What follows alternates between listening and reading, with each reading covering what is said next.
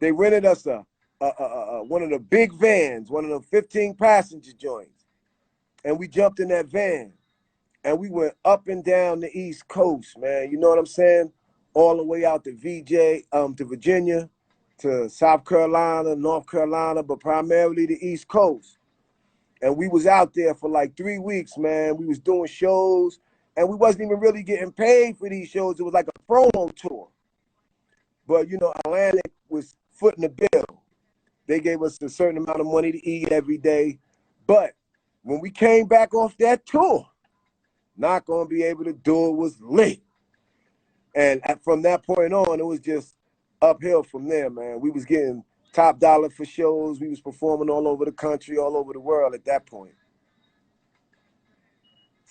Where were you at, and what were you doing when you realized that your song had appeared on the Fresh Prince? Well, we was on the road. We was on tour. And someone called me and said, yo, man, your record is on the Fresh Prince of Bel-Air. And I was like, what? And they was like, yeah. And I was like, oh, I ain't know nothing about that. And they was like, yo, word up, Will Smith was rocking the joint. So what I did is I called Atlantic the next day and told them about it. And they was like, yeah. They wanted to use the record.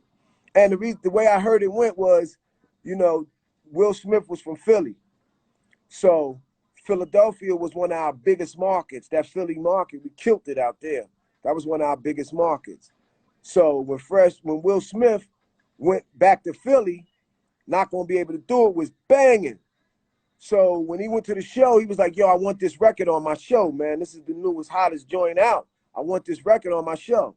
And the program director from his show got in touch with Atlantic, and that's how they debuted the record on the show, man. It was a beautiful thing. Overall, were you pleased with your first project, and why only 2 singles were? Well, the reason we did, I wasn't really pleased. I'm gonna tell you, we wasn't pleased. We wanted to actually do another single. We wanted to shoot a video for my favorite song on the album, which was The Pure Thing. That was my favorite song. I felt like that was the hardest. That really represented what the XX Posse was all about. The pure thing, kicking, raw like coke, hitting hard like Tyson, and we ain't no joke. That was more representing us. But when we met with Craig, Leor put it to me like this. Leor was like, Sugar Ray, you know, I would like to do another video. He was like, but at the time, he was like, what's more important would be to secure and start working on the second album. So we didn't shoot another video. We decided to just jump right in and start working on the second album. And he felt better about that because he was involved with that whole thing. But it was crazy, man, because go ahead. How did life change for you after that debut album? Well, life really did change, man, because, you know, it's a different thing when you start walking into places and you start walking around the streets and everybody know who you are. You know what I'm saying? And you got fans gathering everywhere you pull up. You got fans piling up. I mean, it was so crazy. We was going in restaurants and we was eating. They was just saying, you don't even have to pay for your tab. The restaurant, when they was, you know, that people in the restaurant was recognizing who we were, they wasn't even charging us. They was like, you know, it's a free tab. And then we had crowds. It was always crowded. And so it was a surreal thing. You know what I mean? Performing, and it was crazy. So what was the game plan going into your sophomore album? Because your first album dropped in 2, and it took about 3 years to complete your sophomore album. So what was going on in those 3 years? Well, when we started working on the second album, we started working on the album, but then we started coming into contract. We started beefing with Atlantic because we felt like, you know, Mello signed us into a bad deal. And with him, it was all about getting the upfront money. He wasn't concerned with making sure the group had the best deal. So we started feeling like, man, we got the #1 record in the world, man. We need a better deal. And Atlantic wasn't really they wasn't ready to go back in and renegotiate the deal. So what happened, it started causing a lot of tension between us and Atlantic, because we felt like we deserved more, and they had already had us for what they had us for, so they weren't really concerned with going back in the studio and giving us more, to be specific, giving us more money and spending more money. Right. And we kind of had a problem with that, man. So it created day-to-day tensions with the company up at Atlantic. And, when you're doing an album, it's, you got to be one with your label. You guys all have to be on the same page. Everybody has to be on the same page moving forward for it to be successful. And we weren't on the same page at that time. We were really having issues, We didn't want to go buy turkey and cheese anymore. You know what I'm saying? We felt like, man, we was on top of the charts. Right. We gave y'all what y'all wanted. Now give us what we wanted. But they refused to renegotiate. So it got to a point where we started saying, man, we refuse to go in the studio, and we refuse to go in here, man, and start working on an album. Y'all don't want to work with us? Then we're not going to work with you.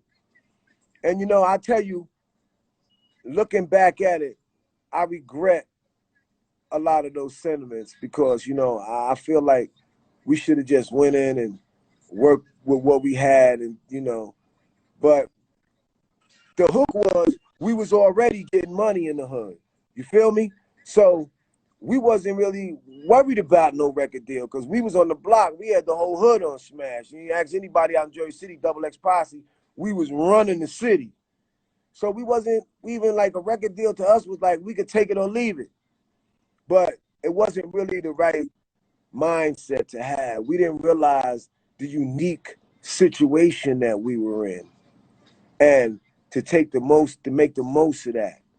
So we was kind of like, well, if y'all not gonna give us more money, then we not even gonna go in the studio and put 100% into this album, man. You know what I'm saying? We just not gonna do it. We're gonna give y'all the second album, what we owed y'all, and then that's it. But it was crazy because we sat out. We had a 5-year deal with Atlantic. So what we didn't realize is that now we had to sit out the rest of the deal. And we set out the next few years without anything. We had already started beefing with Atlantic. It was all bad vibes.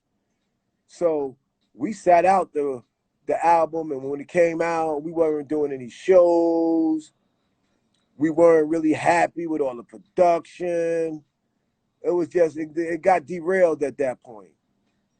But like I said, it was really our bad, because what we shouldn't have did is we took our situation for granted.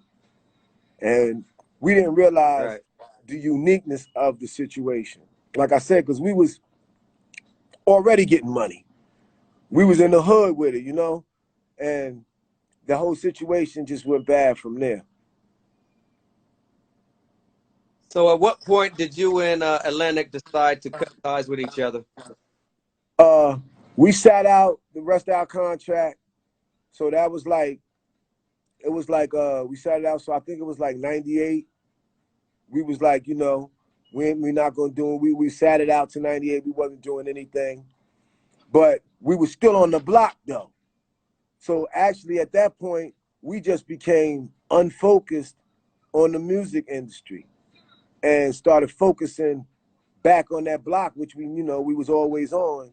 And then I caught a few cases and, got locked up. And from there, things was just crazy. They went haywire at that point, Right. So catch us up to speed on Ray after Records. What have you been up to stay busy throughout? All right, well, what I did immediately after is, I started coaching in my hood. I started sponsoring the kids. I started working with the kids. So I went down to the boys club and I started coaching and sponsoring a team down at the boys club, buying them uniforms and coaching them every day, And it was crazy how it fell on me, because it fell on me. I was coming out the store one day and the boys club bus was pulling up with the kids. And I was standing there and I was eating a sandwich and the kids was getting off the bus. I was going to have my crew with me. And I heard the lady tell the kids, okay, you guys can't come back next week because you don't have a coach, and you guys need a coach to come back and play. And I remember hearing all of those little kids like, oh man, that's not right. So I'm ear hustling when I heard all of that. So I said to the lady, I was like, so miss, what's the situation going on? And she was like, hey, Sugar Ray, she was like, they don't have a coach. And they can't play in the league because they don't have a coach. And therefore they can't come back next week. So we won't be picking them up. And I was like, I can't tell you won't be picking them up. I'm going to be their coach. And she was like, what? And the kids start screaming and hollering like, yay, yay. So that's how I got into that. It fell on me. And then I was like, damn. Right. So she took my name and my number, and they called me and gave me the number to all the kids. And I was like, pick us up right here on this corner next week. So they picked us up on the boys club, the yellow buses from the boys club. They picked us up there, and from that point, I just started coaching the teams, man, sponsoring, getting their uniforms, and rocking with the kids every week. And I got heavy into the kids and giving back to the community. So that's what I got into. And then, very dope. Yeah, and that was my major focus at that point. And then what we did is we went back in the studio, and we started to put another project together. And it was called Strong People's Coalition, and it was me and the homies, a few of the homies that I had. I put them on the album when we was doing our first albums, our 2 albums. I put guys I had from the block. We did songs. I made sure in each album I had songs with the homies from the block. So we started putting our own little thing together, the Strong People's Coalition, and we put out a single called War Stories, and Flex was banging that on the radio every night, and we was really rocking with it. But we was more on we trying to do an independent thing now because we weren't trying to deal with the bureaucracy of record labels anymore. So we started working, and we did some shows, and we started selling some Right. records independently, getting money, and we were still working, doing shows on tour and stuff like that. So we was focused on the kids, and then we focused on a little independent label. Like I said, we dropped a single, War Stories, and we was trying to get that popping. Like I said, we sold some singles independently, and we made a nice little piece of change from that independently. So we rocked out with that for a while, but I stuck to the coaching and the, mentoring the kids from the boys club. I would bring them to my crib, and we would watch movies. And it was weird because I would show them, like, I would like put a documentary in, and I would show them the first half of the documentary. Like, I would put it in, and I would show them the first half. I put like 3 documentaries in, and I would show half of it, and it would be the rise, how guys hustle on the block and they become kingpins and things like that. And then halfway down the documentary, I would stop it. And they would all be like, why you stopping it, coach? And I was like, I'll let you know. I'll put another one in. Halfway down, I'll stop it. I was only showing the rise. So then after that, I went back. We all in my crib. I'm buying them pizza and sodas. I would do this with them every week. They would hang out at my house, and I was really getting a lot of fulfillment out of that. So, that was a great thing for me. But then what I would do is I would play. Now I would go back, and all of the kids, when they were watching the documentaries, they would see all of the money that the drug dealers was getting, and they was in there like, yo, you see all that money? I want to be rich like that. And I'm just watching.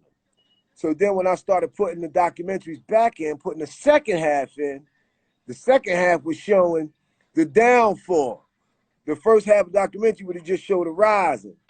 And when they started seeing the second half of them, to see that all the drug dealers was getting life in prison, losing their families, missing their children, and all of the drug dealers at the time was all saying, if I had a chance to do it again, I would do it all over. I wouldn't do it. And all of the kids at that point was like, yo, I'm not going to do that. I'm not going to do that, Coach Ray. I'm not going to be a drug dealer because I don't want to miss my family and things of that nature and go to jail for the rest of my life. And it gave me a lot of fulfillment. So, and you know, a couple of my guys went to high school and they started playing sports, and a couple of them got scholarships to college, and you know, and they was all, and I would see them and they was like, Coach, I owe it all to you, man, because if it wasn't for you, I would have been on the streets, man. You know what I'm saying, selling drugs and probably in jail. So that was a lot of fulfillment for me, man. That was a lot for me. So I wasn't even interested in the music anymore because I felt like what I was doing was more. You know, I had reached the pinnacle because like getting that #1 record, man, it's like if you in the NBA and you get that championship ring, or you get that Super Bowl title, or you win that World Series. You know, so many rappers go their whole career and never have a #1 record on Billboard magazine. So it Right. was really fulfilling, man. And I felt like at the time, I felt like, you know, I was content with what I was doing. We're working with the kids. You know, we had did the music thing to the fullest. So I was content with all of that. So it was a blessing. Very dope. I salute you for that. Uh, about 5 before we get was talking about a documentary. Can you speak on the documentary and what we can expect from you in the future? Yeah, you know, before the COVID situation, we were shooting a documentary that was gonna air in September. But due to the COVID situation, it's pushed back now. So we looking at it like in January, February next year, 2021. And we talking about our life story, you know, how we started on the block and how we actually started from Sweet Slick and Sly. I interviewed all the original members of the Sweet Slick and Sly crew. One of our members is dead at the time. His name is Albie Al. You know, he passed on, but we always hold him up when we moving. And, you know, I had his sister come in and she came and she spoke on his behalf, and it was deep, you know, because she was saying how he, you know, he was so involved with our group, and you know, from the family perspective, because you know, we was a group, but you know, in each one of our households, it was different. You know, we were dealing, like I was a DJ, so in my household, you know, my pops, I was had equipment, and I was talking to my family. So, you know, I brought all the original members in, and we shot the documentary, and we finished up all the footage and everything right before the COVID situation hit. So when the situation hit, we had to stop, and you know, we couldn't even do any editing or anything. So we just started back. We're supposed to start back the editing in July, and we'll get it all done, and they'll put it back on the schedule. But I think we talking about January, February next year now. We talking about, you know, I can't. I want to say what major network the documentary is going to be on, but I'm told that I'm not supposed to go into that right now. But it's definitely a major network. You've seen it. They do documentaries on all artists, you know, all throwback artists from back in the days, you know, 90s artists, and all the way back. You've seen it. I mean, you could probably put it together. It's one station that does all the artists from the, you know, old school to the new school, and we rocking with them, and we working. We got a sound. We got some music too. We did some new music that we added to the soundtrack. So we got some new music as the soundtrack. Couple of, you know, slamming tracks, because we still playing with this music. It's what we do. Cool. Before we get out of here, I got one question from one of your reporters. His name is Baron Stower. He wants to know how about Jalen Rose making not going to be able to do it popular broadcast. Jalen Rose, oh man, that's my man. 100 gang, you know what I'm saying? I'm gonna tell you the truth. I felt good about it. You know why? Because it was a fat check behind it.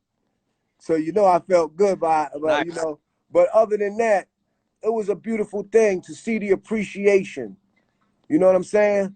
One of my peoples that told me, my man, my money, my man that I rock with, that I do all the stage with, Marshall Heath, Maheen, my money. He told me that he heard Jalen on the interview, and Jalen was saying how everybody in Georgetown had that record, and it was like the #1 record on the Georgetown campus at the time, and that's how he got into it. You know, I remember we went out there though. We performed out there, because I tell you, not gonna be able to do it. Took us all over, man. We was on tour. I stayed on tour. I stayed working, and it's nothing like having that #1 record in the world. That's another type of feeling when you get in front of thousands and thousands of fans and everybody's screaming your record. I'm like, can you do it? And the whole venue talking about, I'm not gonna be able to do it. I mean, it was deep, you know. And one of my favorite tours was the Fat Jam '95 tour, and it was us. It was Double X Posse, Onyx, Brand Nubians, Positive K, Diamond D, and I think that was it. Double X Posse, Brand Nubians, Positive K, Diamond D, and Onyx.